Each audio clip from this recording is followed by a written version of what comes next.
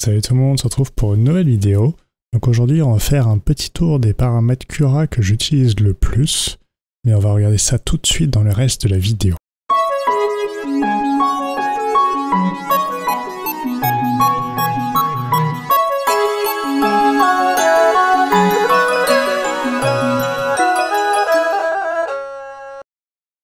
Donc déjà pour commencer sur Cura, je suis sur la version 4.5.0 actuellement. Donc on a notre petit Benchy qui est évidemment importé en tant que projet. Alors déjà, dans l'utilisation que j'en fais, donc moi j'ai le menu de droite qui a été rajouté. J'ai fait une précédente vidéo pour expliquer comment le récupérer assez facilement en passant par les plugins. Mais on va tout de suite rentrer dans l'utilisation qu'on fait des paramètres de Cura, donc pour pouvoir découper notre impression 3D pour pouvoir l'imprimer par la suite. Donc déjà, la liste des paramètres que vous avez ici est sûrement un petit peu différente de celle que j'ai, parce que moi j'ai déjà une sélection personnalisée des paramètres. Mais si vous voulez la rajouter, il suffira de cliquer sur cette icône ici. Donc vous pouvez soit avoir une sélection basique de paramètres, une sélection avancée, expert ou carrément tout avoir. Donc là je pense que ça doit être un petit peu le bordel. Et globalement, je pense que vous vous y retrouvez peut-être beaucoup moins bien et vous allez utiliser quasiment la recherche à chaque fois. Mais ce qu'on va faire, c'est qu'on va faire donc Manage Setting Visibility. Donc on a là toute la liste des paramètres. Donc quand on veut les afficher, il suffit de cocher dessus. Hop, on voit qu'il apparaît. On le décoche, il disparaît. Donc moi j'ai une sélection de paramètres qui est cochée en plus de celle par défaut. Mais c'est pas forcément le souci actuellement. Je vais vous montrer sur tous les paramètres que j'utilise. Si vous ne les avez pas dans votre sélection, vous aurez juste à les rajouter et ce sera assez facile. Donc cette fenêtre, vous pouvez également l'obtenir en survolant les menus ici à droite. Avec la petite roue, vous cliquez dessus et vous le voyez directement. Donc c'est quand même plus rapide que d'avoir à passer par les trois petits traits qui permettent d'avoir des profils déjà prédéfinis. Ce sont ceux qu'on trouve juste ici. Moi j'ai pas mal de profils que j'ai fait. Vous pouvez voir pour les stringing, j'ai essayé de peaufiner un peu le truc. J'ai testé énormément de choses au final. Même des trucs un petit peu exotiques. Par défaut, on a ces 4 profils donc avec différentes qualités, ce qui s'appelle super qualité en 0.12, dynamique, standard ou low quality. Donc globalement, moi j'utilise, on va dire plutôt ces 3-là, celui-là j'utilise jamais low quality.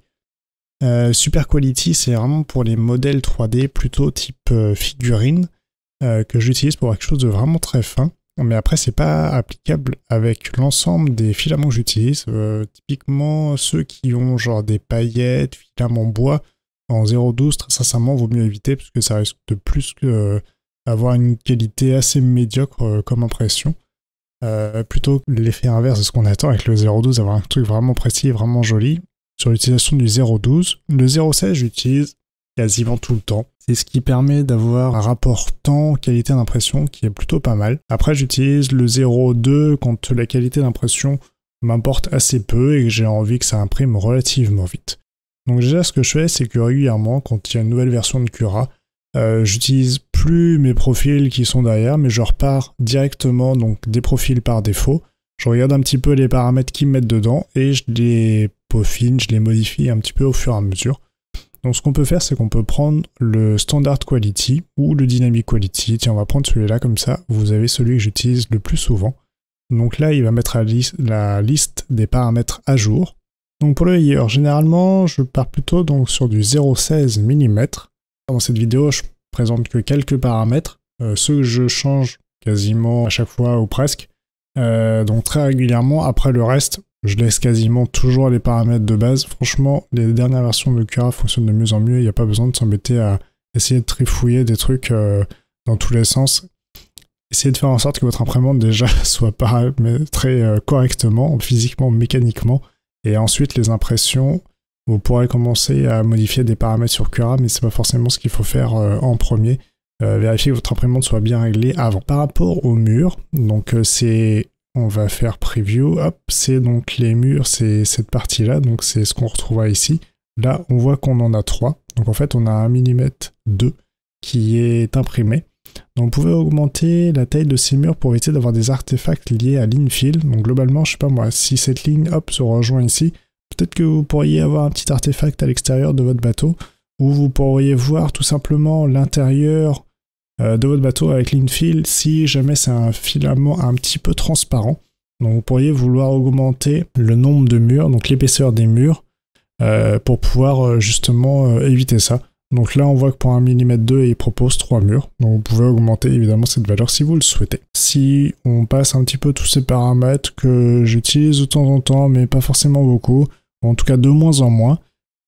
Ensuite pour tout ce qui est expansion, rétractation du filament, quand il est imprimé, en fait le filament évidemment ne respecte pas forcément les dimensions auxquelles il est imprimé, vu que ça chauffe, ça se dilate, ensuite quand il refroidit il se rétracte. Il faut que la dimension soit quand même celle qu'on ait définie dans le modèle, parce que sinon les pièces vont pas forcément bien s'emboîter si c'est un modèle en plusieurs pièces, en plusieurs parties. Ou si c'est un truc un peu technique où il faut que ce soit vraiment bien calibré, ça peut poser des soucis. Donc du coup, ce qu'on peut changer ici, donc en fait j'avais prévu de faire une vidéo là-dessus, mais finalement je ne la ferai pas parce que j'en ai plus besoin. Le cube de calibration donc, que je peux intégrer dans la vue ici pour qu'on puisse le voir, hop.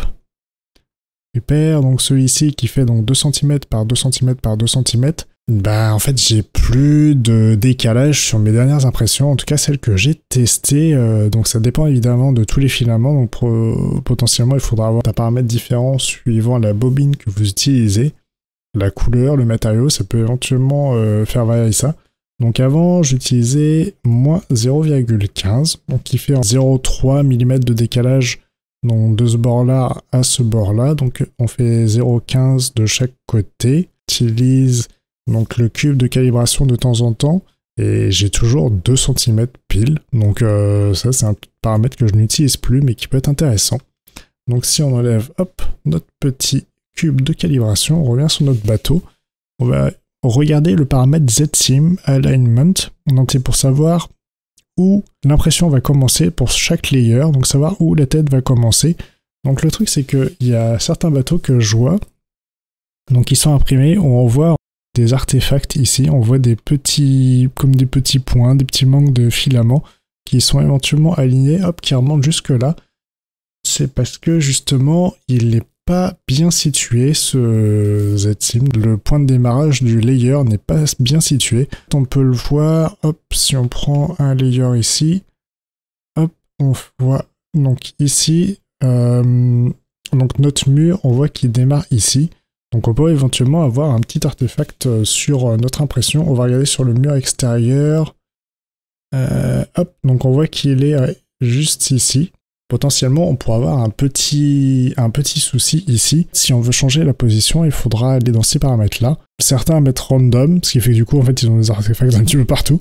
Donc, je suis pas sûr que ce soit vraiment le mieux à faire. Et après, il y a Sharpest Corner qui est, je pense, le plus intéressant à utiliser. Après, bon, vous pouvez rester sur User Specified. Smart Hiding, ça marche plutôt pas mal. Ou sinon, Sharpest Corner. Donc il peut être intéressant suivant les impressions que vous avez. Si on passe maintenant à l'infill. Alors là, l'infill, je varie entre, c'est peut-être bête à dire, entre 0 et 100%. 0% si le modèle n'en a vraiment pas besoin, si je vois que la structure permet de l'imprimer sans qu'il y ait besoin d'infill. Donc globalement, le Benchy, lui, je l'imprimerai plutôt avec 20%. Voire 10% si je veux économiser un petit peu, parce qu'en fait il y a des zones, donc quand on commence le plan ici, donc ce qu'on j'appellerais le plancher du bateau, on va commencer à le faire sur l'infill. Donc là on voit qu'on a une surface relativement grande, certains modèles seront encore beaucoup plus grands que ça, et donc permettre d'imprimer sur un infill où il y a un pourcentage plus élevé permettra d'avoir une surface plus propre, plus rapidement. Donc on a plusieurs épaisseurs pour faire ce plancher, mais dès la première on pourra avoir un résultat beaucoup plus correct si on a un infill plus important. Donc globalement l'infill pour moi ne joue que là-dessus, sauf quand j'ai des pièces mécaniques qui doivent être un petit peu solides, où je mets carrément 100% d'infill. C'est pour des pièces relativement modestes. Sincèrement, imprimer une figurine, imprimer, je sais pas moi, un truc relativement grand avec 100% d'infill, sincèrement, ça ne sert strictement à rien. Ça prend un temps de dingue, ça consomme plein de plastique et c'est totalement inutile. Donc, sincèrement, utiliser moins d'infill que plus, c'est toujours mieux. Votre impression en plus ira, sincèrement, beaucoup plus vite. Donc c'est pas la peine de mettre des pourcentages en disant ouais je vais mettre 80% dans ma Benchy et tout, ça sert strictement à rien. Ensuite pour le pattern, j'utilise quasiment toujours cubique. Par défaut je crois que c'est grid ou lines, en tout cas ça fait que des lignes. Le cubique c'est un peu comme des lignes mais qui bougent à chaque layer. Donc si on le voit, alors comment je peux le montrer le mieux? On voit que ça s'éloigne ou ça se rapproche ici. On a une forme qui fait une espèce de pyramide de deux côtés. Ce pattern permet d'avoir une structure qui soit relativement solide, c'est-à-dire que si vous appuyez entre les deux murs ici, ça tiendra relativement bien par rapport au pourcentage, à la densité qu'on met donc sur notre impression. Donc sincèrement, c'est un paramètre que j'utilise quasiment tout le temps en tant que cubique pour le pattern. Donc maintenant, si on passe à la température, donc là j'ai 200 degrés. Avant j'avais tendance à imprimer à la plus faible température possible. Globalement j'ai imprimé quasiment à 185, 190. De manière générale il vaut mieux prendre la fourchette proposée par donc, le fabricant du filament. Ça peut être 190, 220, 200, 220. Globalement moi je prends quasiment toujours la fourchette basse. Parce que j'ai pas de souci de warping ou choses comme ça sur mes impressions parce que j'utilise un bed, donc une plaque en verre borosilicate si je me trompe pas. Donc c'est un verre un petit peu renforcé qui permet de tenir en température. Globalement j'utilise 200, 190. J'utilise quasiment que dans cette plage là.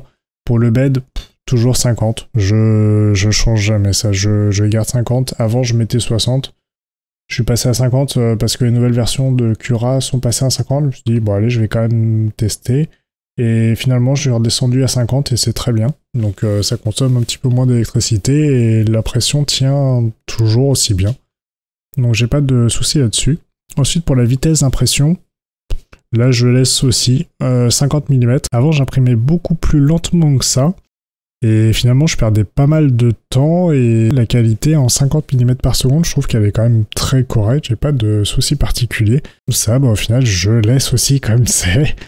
Le travel speed, je l'augmentais pas mal pour certaines impressions pour éviter tout ce qui est stringing, donc les petits fils et tout, puis finalement, en 150 mm par seconde, c'est pas mal. Je crois que c'était moins avant sur les autres versions. Faudrait peut-être vérifier, mais je sais pas s'il a évolué ce paramètre. En tout cas, je suis pas sûr que je le mettais à 150, en tout cas au début. Ensuite, donc on a tous les autres paramètres, l'accélération, jerk, retraction. Donc ça, la rétraction, c'est toujours très important à utiliser. C'est le paramètre qui permet globalement d'éviter tous les petits fils, le stringing. Retraction distance, globalement, moi je mets plutôt 7 mm.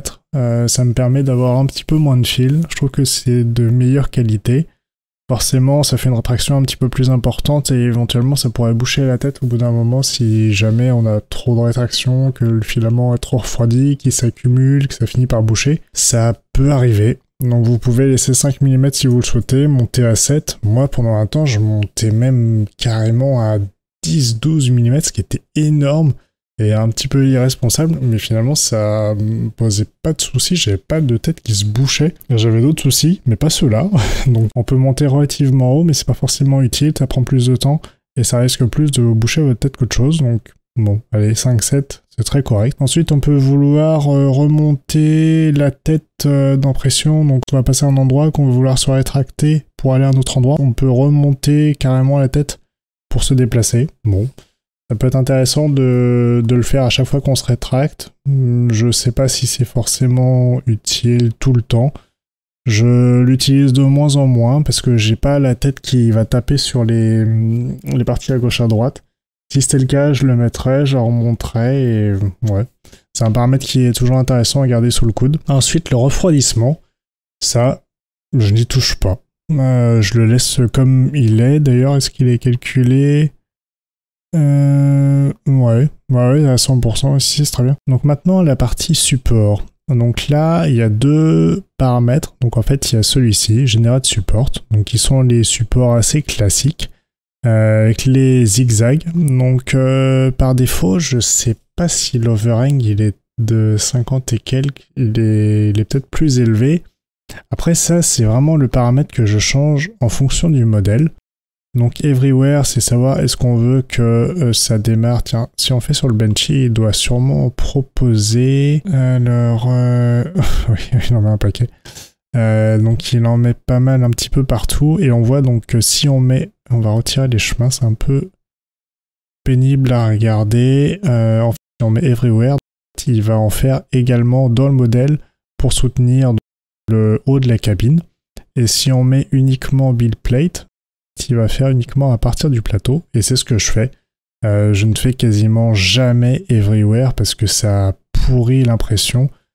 C'est quasiment impossible à retirer à chaque fois. Et au final, vous aurez une qualité dégueulasse ici. Pas terrible en haut. Et ça va foutre le bordel au passage. Donc en plus, vous risquez plus de casser votre truc qu'autre chose. Donc sincèrement, je vous conseille touching build plate. Donc en gros, tout ce qui touche le bed. Et là, ce sera relativement facile à retirer. Le zigzag, c'est ce que j'utilise. Donc avec un pourcentage de 20%, je trouve que c'est très correct. Bon là, après, on le voit pas forcément sur le Benchy parce que il va uniquement faire le bord. Mais ça va nous faire un petit zigzag comme ça de support qui est relativement facile à retirer. Il y en a beaucoup qui me demandaient ces paramètres-là. Je ne sais plus si 51 c'est celui qui propose par défaut. Je pense que oui, parce qu'on est quand même sur leurs paramètres. Le problème, c'est que c'est Cura, c'est un peu bizarre la gestion des paramètres, c'est-à-dire qu'ils partent de leur profil de base et ils ne retiennent uniquement les différences. Sauf que si vous changez de version, les paramètres changent et du coup, ça revient. C'est un peu spécial. Il faut toujours bien vérifier les autres paramètres qui peuvent changer. Entre temps, alors que vous n'avez absolument rien changé en passant d'une version à une autre. Pour les supports classiques, c'est ce que j'utiliserai. Après, des supports classiques, j'en utilise de moins en moins. Je dirais que quand j'ai une grande surface à imprimer, je mets un support classique en zigzag qui est facile à retirer. Et quand j'ai une forme un petit peu plus complexe, donc on va dire plus une figurine, je vais faire tree support, donc support arbre. Donc si on l'active, il va également sortir les menu de configuration donc dans la partie support, et ici on a cette liste de paramètres. Donc si on le fait tiens sur le Benchy, qu'est-ce qu'il va nous proposer? Il va nous proposer un certain nombre de choses. Donc pendant qu'il calcule, l'angle pour les branches, j'ai 40 degrés, je pense pas que ce soit des paramètres que j'ai modifiés. Ok, en fait il va soutenir la cabine et il va soutenir je pense le bord, ouais un petit peu le bord du bateau. Bon pourquoi pas hein. Après, bon, le Benchy, il n'en a pas forcément besoin, mais c'est marrant de voir qui fait ça. Donc, pour soutenir le haut. Donc, ce qui est pas mal avec Tree Support, contrairement au support classique, c'est que même si vous mettez Touch Build Plate, donc en fait, ça c'est un paramètre qui va permettre de changer la manière dont les arbres sont générés. Donc, si vous mettez Touch Build Plate, donc en gros, il va partir du bed et il va quand même mettre des supports sur des structures qui ne sont normalement pas accessibles si c'était uniquement des supports tout droit. Et ça, franchement, c'est très pratique pour les arbres. On peut le voir sur quelques-unes des vidéos que j'ai faites précédemment, où on a des supports qui permettent de retenir des formes qui ne sont normalement dans le vide et qui sont au-dessus de l'impression en 3D qu'on doit imprimer et pas au-dessus du bed. Donc là, avec l'arbre, en fait, on peut quand même revenir dedans et c'est quand même très pratique. Hop, on peut retirer ça. La manière d'adhérer sur le plateau, donc sur le bed. Donc on a le skirt, donc qui va faire juste une forme autour. Donc globalement, en fait, il va quasiment que nettoyer la tête d'impression. On a le brim, qui est pas mal pour éviter tout ce qui est warping. On va faire hop, des tours autour de notre forme. Et donc globalement, si on a de la rétraction donc liée à notre filament qui... Quand il refroidit, il va se détacher du bed, ben là, ça va quand même le maintenir pas mal en place. C'est pour ça, le brim, c'est quand même plutôt pas mal. Et c'est aussi intéressant si vous avez une grande structure et que vous avez peur qu'elle squasse la tronche. Mettez un brim autour de la base et globalement, elle tiendra quand même mieux en place.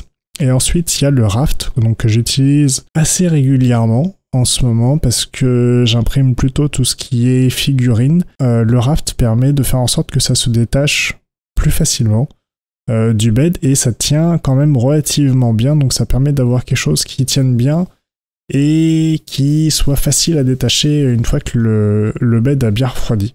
Donc après un raf de 15 mm, souvent c'est un peu trop pour moi, je mets souvent plutôt 4 ou 8 mm, ça me paraît très suffisant, 15 mm c'est déjà pas mal quand même. Après ça peut être intéressant si jamais votre petite impression risque de se casser la tronche d'en mettre un plus grand, mais sincèrement je pense pas que ce soit utile. Donc on a donc notre impression qui est là, et là si on voit, hop, sur le raft, notre impression elle vole. Il y a un petit peu d'air entre les deux, entre notre raft et notre impression, et pourtant elle tient quand même très bien en place. Mais c'est pour qu'elle puisse se détacher plus facilement, et sincèrement c'est le cas, et ça marche très très bien. Donc ça, utilisez-le assez régulièrement, vous verrez c'est pas mal. Ça consomme évidemment plus de plastique, ça prend plus de temps, parce qu'on doit faire toute la surface de ce qu'on va imprimer. Donc on fait des lignes dans ce sens-là, après on fait 3 plans, trois plans un peu plus remplis, et du coup ça consomme quand même pas mal de plastique et beaucoup de temps. Sincèrement, il y a des impressions où c'est 1 heure d'imprimer et en fait il a toujours pas commencé à imprimer ce que je veux, et il fait toujours le raft en dessous. Ensuite, le dernier paramètre que je présenterai, peut-être un peu plus en mode bonus, on ne le voit pas spécialement par rapport à ce modèle-là, donc là qui va apparaître assez facilement sur le modèle de la tour Eiffel, qui a une forme un petit peu particulière. Donc on voit qu'on a ici des croisillons qui doivent être imprimés. Donc on voit qu'il y a un certain nombre de croisillons où il y a des trucs qui sont à moitié dans le vent, ils sont pas tous faits. Et ça pose quand même quelques soucis, c'est-à-dire que l'impression, tout cela on les voit bien, mais celui-là il est où le croisillon? Il y a une espèce de petits trucs un peu pourris là, qui vont aller pourrir le reste parce qu'ils vont reposer sur rien, donc ils vont aller se coller sur le côté. Et ça, globalement, c'est un paramètre que j'utilise quasiment que pour cette impression. En tout cas, je n'ai pas vu qu'il était si important sur d'autres impressions. C'est le slicing tolerance. Suivant ce que vous mettez, par défaut, c'est middle. Et si vous mettez inclusive, on va faire notre slice. On va attendre un petit peu. Donc là, une fois qu'il a terminé, hop, on revient sur notre modèle 3D et on voit qu'on a retrouvé tous nos croisillons. Donc ouais, on retrouve bien tous nos croisillons. Je vois pas de croisillons qui manquent, qui soient foireux ou quoi. Donc là, c'est un paramètre que j'utilise quasiment que pour ce modèle-là. J'ai pas trouvé d'autres modèles où c'était assez intéressant. On a des formes un peu particulières, c'est-à-dire qu'on fait uniquement un petit tour. Hop, si on montre ici, on fait que des petits carrés, des petits traits. C'est vraiment des toutes petites formes. Et vu qu'on a une tête en 0,4, on fait du 0,2 en layer 0,16 ici. C'est des choses qui peuvent sauter. Donc sur le modèle 3D, il va se dire bah ça c'est trop petit, donc je vais pas l'imprimer. Et si vous mettez inclusive, bah, justement vous allez pouvoir retrouver tous ces paramètres. Donc souvent c'est en middle, mais globalement c'est une impression où le paramètre bah, il est un peu foireux de base. Si vous le mettez, donc c'est dans les paramètres expérimentaux. La tolérance en inclusive, vous allez pouvoir retrouver vos trucs parce que là vous voyez, donc il y en a certains qui ont sauté quoi. Donc on a des petits trucs qui sont dans le vent, donc on le voit pas forcément, puis une fois que l'impression est terminée, on se dit bah ma merde, il y a eu un bug, ça a planté, mon truc il s'est foiré. Non, c'est sur le slicer, donc il n'a pas pris tous les détails en compte du modèle 3D. Donc évidemment, un modèle 3D peut être très complexe, très détaillé. Et vous, bah, votre slicer, il va faire un petit peu en fonction de ce que votre tête d'impression, votre imprimante peut faire en termes de résolution. Donc voilà, on a parcouru la majorité des paramètres importants que je modifie très régulièrement sur mes impressions.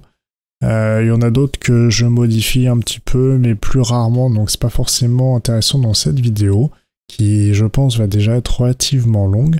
Si vous avez des choses à faire remonter, mettez-le vraiment dans les commentaires, ça m'intéresse beaucoup, évidemment pour améliorer la qualité des impressions que je fais. Si vous avez des choses intéressantes, n'hésitez pas à le faire, rebondir sur les messages des uns et des autres. Ça m'intéresse, je lirai tout ça évidemment avec un grand intérêt. Donc si vous avez aimé cette vidéo, n'hésitez pas à liker, partager, vous abonner si ce n'est pas déjà fait.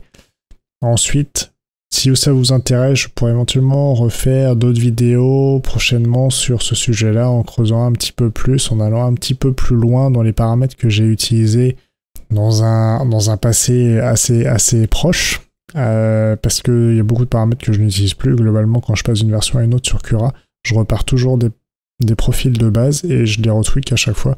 Donc j'ai des trucs qui se promènent depuis X mois, voire plus, dans tous ces profils. Parce que vu qu'ils sont gardés, je les laisse là, mais globalement, en fait, je les utilise plus du tout. Donc voilà, sur ce, je vous laisse et je vous dis à très bientôt dans une prochaine vidéo. Salut, salut!